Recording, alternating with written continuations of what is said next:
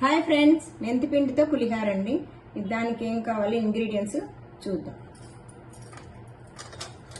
పసుపు, శనగపప్పు, మినపప్పు, ఆవాలు, పల్లీలు, జీడిపప్పు, చింతపండు గుజ్జండి ఉసిరికాయంత తీసుకొని ఈ గ్లాస్ కొలతకి, నూనె అండి, ఎండుమిర్చి, పచ్చిమిర్చి, కరివేపాకు, చిన్న బెల్లం ముక్క, ఇంగువ, మెంతులు వేయించేసుకుని క్రీమ్ కలర్లో ఉన్నాం కానీ మిక్సీ చేసుకుని పొడుము. స్టవ్ వెలిగించుకుందామండి.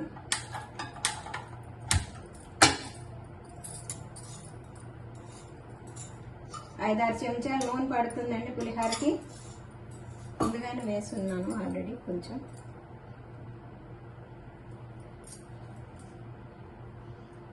ఇంగువ అండి, కొంచెం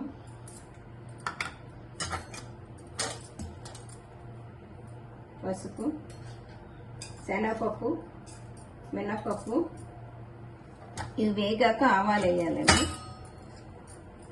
పల్లీలు, జీడిపప్పు,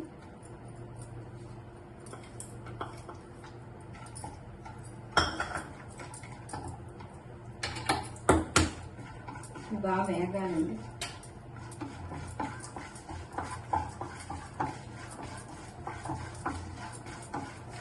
పల్లీలు, జీడిపప్పు, శనగపప్పు, మినపప్పు, పులిహోర పప్పు.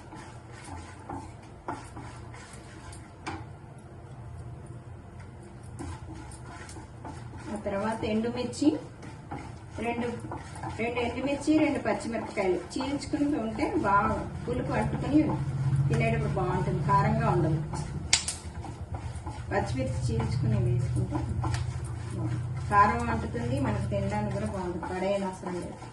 చింతపండు పులుసులో ఉడికిపోతుంది కదా.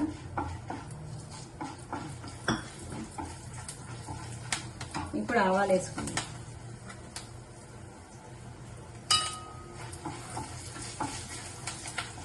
ఆవాలు త్వరగానే వేగుతాయి, అందుకని వేసుకోండి. తర్వాత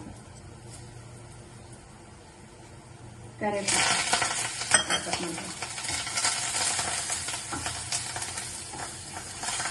పల్లీలు బాగా వేగాయి.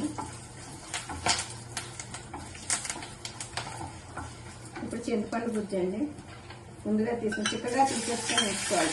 పలుచగా తీసుకుంటే మద్దదు త్వరగా. చిక్కగా తీసేసుకొని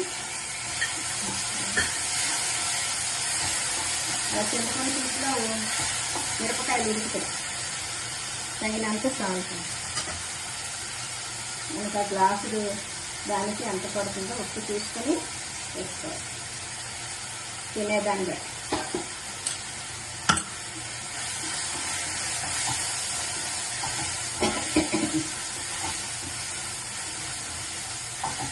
చింతపండు గుజ్జు కూడా ఉడికిపోయింది.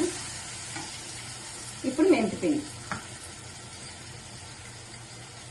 చెంచా వేసుకుంటే చాలు, కమ్మదనం వస్తుంది బాగా. మరీ ఎక్కువ వేసుకోవాలి. ఆవు పెడతారు, ఆవు బదులు మెంతిపిండి అంతే అండి. రెడీగా చేసుకుంటారు.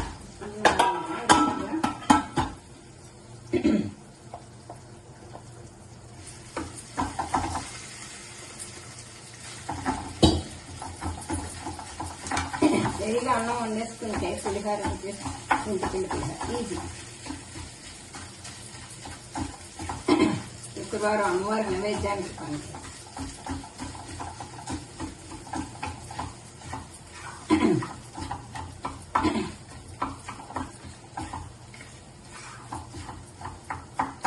ఇలా బాగా చేసేసుకుని విడివిడిగా గ్లాసుకి 2 గ్లాసులు అండి నీళ్ళు. ఈ గ్లాసుకి 2వ గ్లాసు మెంతిగా వేసుకుంటే విడివిడి ఆడుతూ ఉంటుంది. దాంట్లో నెయ్యి చుక్కు కానీ నూనె చుక్కు కానీ వేసుకోవాలండి. ఉడికించేటప్పుడు బియ్యం అన్నం ఉడికించేటప్పుడు అప్పుడు విడివిడి ఆడుతూ అంటుకోదు, మెత్తగా రాదు.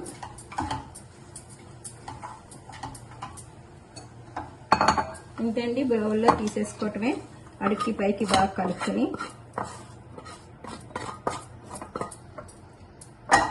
స్టవ్ ఆపేయాలండి.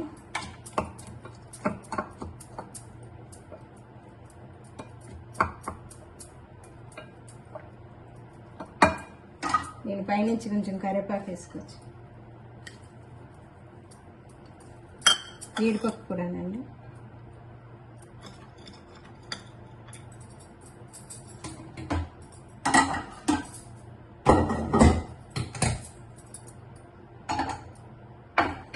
ఇదిగోండి చూపిస్తున్నాను పులిహోర.